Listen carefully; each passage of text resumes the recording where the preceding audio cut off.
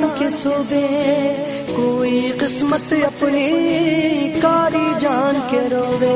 जिसके सर पे जुनू जिगर पे लक्ष्य नजर पे चढ़ जावे। Welcome back SKGS classes. SKGS classes के प्लेटफॉर्म पर मैं सुनील आप सभी साथियों का तहे दिल से हार्दिक स्वागत करता हूं।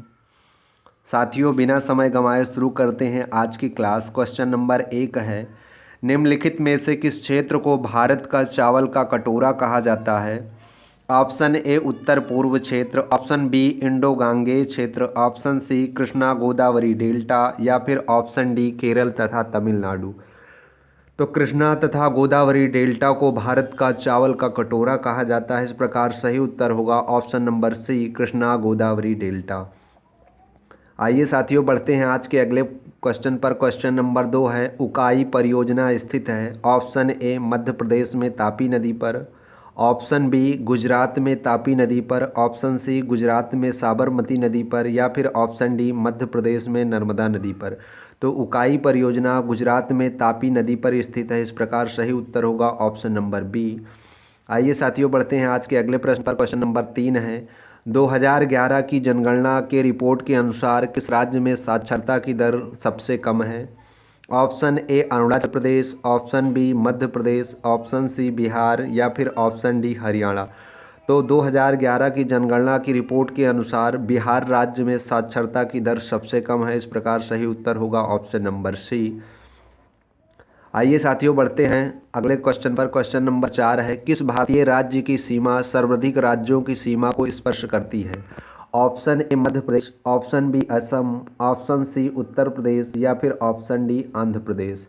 तो उत्तर प्रदेश राज्य की जो सीमा है ये सर्वाधिक राज्यों की सीमा को स्पर्श करती है। इस प्रकार सही उत्तर होगा option C Uttar Pradesh.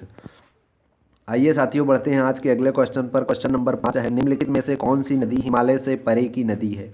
Option A Ganga नदी, ऑप्शन बी यमुना नदी, ऑप्शन सी सतलज नदी या फिर ऑप्शन डी रावी नदी।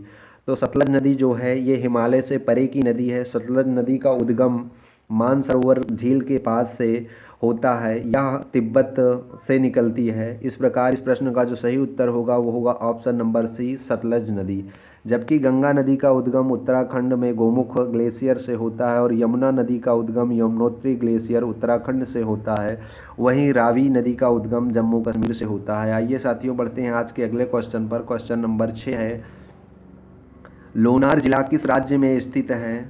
Option A Orissa, option B Rajasthan, option C Maharashtra या फिर ऑप्शन डी आंध्र प्रदेश। तो लोनार जिला महाराष्ट्र राज्य में स्थित है। इस प्रकार सही उत्तर होगा ऑप्शन सी महाराष्ट्र। और इस जिले के नाम पर एक झील का नाम भी रखा गया है लोनार झील, वो भी कहाँ स्थित है? महाराष्ट्र में स्थित है। आइए साथियों बढ़ते हैं आज के अगले क्वेश्चन पर। क्वेश्चन नंबर 7 है, निम्नलिखित नदी घाटी परियोजनाओं में से किस एक का लाभ एक से अधिक राज्य को प्राप्त होता है?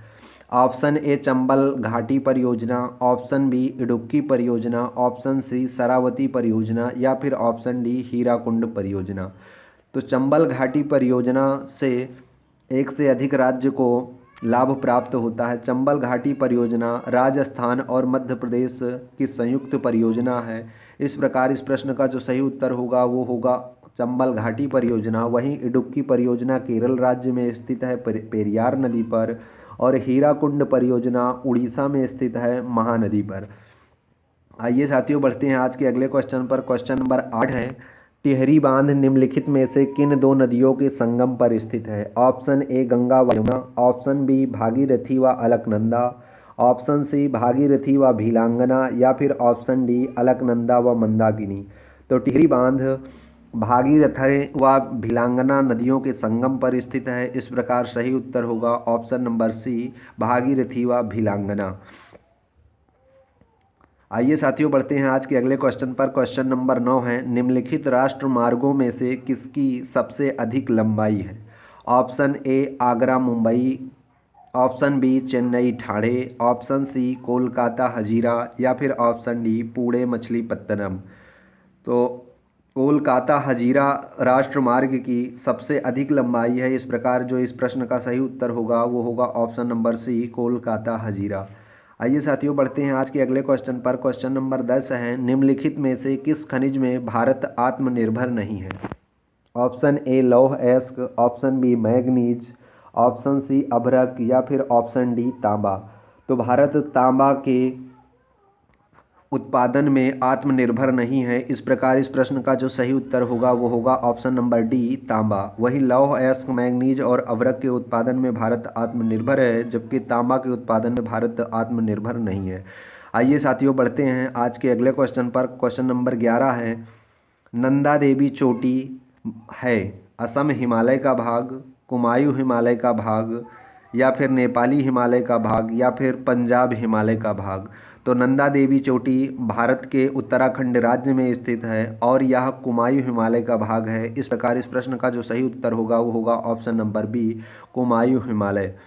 आइए साथियों बढ़ते हैं आज के अगले क्वेश्चन पर। क्वेश्चन नंबर 12 है, न्यू मूर द्वीप किन दो देशों के मध्य विवाद का कारण है? ऑप्शन ए भारत और श्रीलंका, ऑप्शन बी भारत और बांग्लादेश, ऑप्शन सी ब्रिटेन और अर्जेंटीना या फिर ऑप्शन डी इजराइल और सीरिया।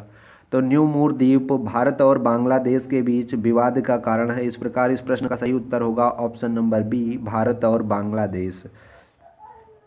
क्वेश्चन नंबर 13 है, भारत में सबसे कम वर्षा का क्षेत्र है? ऑप्शन ए कच्छ से लेकर पंजाब हरियाणा तक, ऑप्शन बी पंजाब से लेकर दिल्ली तक, ऑप्शन सी मध्य प्रदेश का क्षेत्र या फिर ऑप्शन डी उड़ीसा का बालागीर क्षेत्र।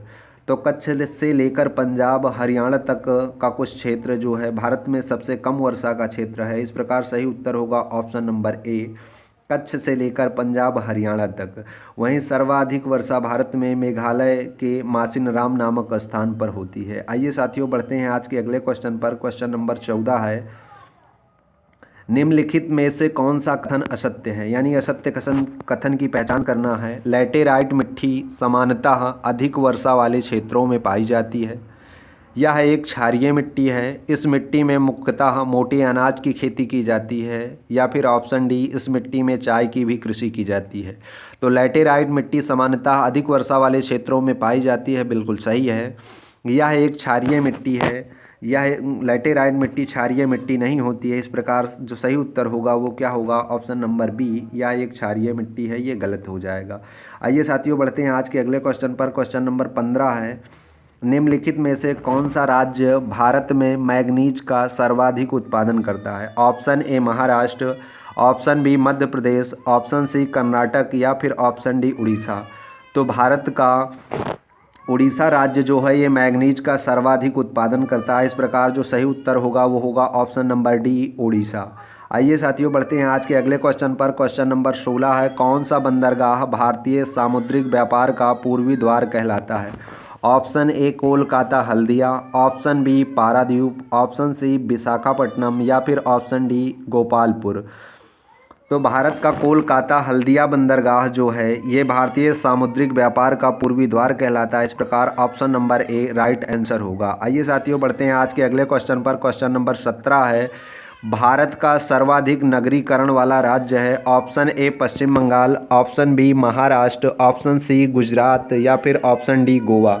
तो भारत का सर्वाधिक नगरीकरण वाला राज्य गोवा है। इस प्रकार ऑप्शन नंबर राइट आंसर होगा। आइए साथियों बढ़ते हैं आज के अगले क्वेश्चन पर। क्वेश्चन नंबर 18 है, संपूर्ण भारत के कितने प्रतिशत भूभाग पर पठार का विस्तार पाया जाता है? Option A 10.7%, option B 18.6%, option C 27.7% या फिर ऑप्शन डी 29.3%। तो भारत के 27.7% भाग पर पठार का विस्तार पाया जाता है। इस प्रकार इस प्रश्न का जो सही उत्तर होगा वो होगा 27.7% यानी ऑप्शन नंबर सी। आइए साथियों बढ़ते हैं आज के अगले क्वेश्चन पर। क्वेश्चन नंबर 19 है, किस राज्य को भारत का धान्य भंडार के रूप में जाना जाता है? यानी आपको बताना है कि इनमें से भारत का कौन सा राज्य है जो धान के भंडारण के रूप में जाना जाता है। Option A Uttar Pradesh, option B Haryana, option C Punjab या फिर ऑप्शन डी छत्तीसगढ़।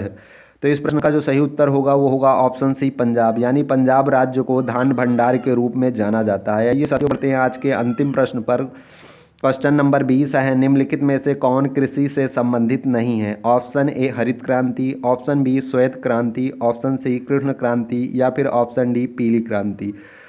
तो बात करें इनमें से कौन सी क्रांति है जो कृषि से संबंधित नहीं है, तो कृष्ण क्रांति कृषि से संबंधित नहीं है। जबकि हरित क्रांति खाद्यान्न उत्पादन से, श्वेत क्रांति दुग्ध उत्पादन से और पीली क्रांति सरसों उत्पादन से संबंधित है। इस प्रकार ये तीनों क्रांतियाँ कृषि से संबंधित हैं, जबकि कृष्ण क्रांति डीजल उत्पादन से संबंधित है। इस प्रकार सही जवाब होगा ऑप्शन नंबर सी। तो आज की क्लास में इतना ही साथियों। अगर वीडियो अच्छी लगी हो तो प्लीज़ वीडियो को लाइक एवं अपने दोस्तों को शेयर करना ना भूलें। और हाँ, अगर चैनल पर नए हैं तो प्लीज़ चैनल को सब्सक्राइब कर लें और बेल आइकन भी प्रेस कर दें, ताकि हमारे द्वारा अपलोड किए गए सभी महत्वपूर्ण वीडियो का नोटिफिकेशन प्राप्त हो सके, क्योंकि हमारे द्वारा कम समय में ज़्यादा से ज़्यादा प्रश्नों को कवर किया जाता है। तो ठीक है साथियों, मिलते हैं अगले वीडियो में। तब तक के लिए जय हिंद, जय भारत।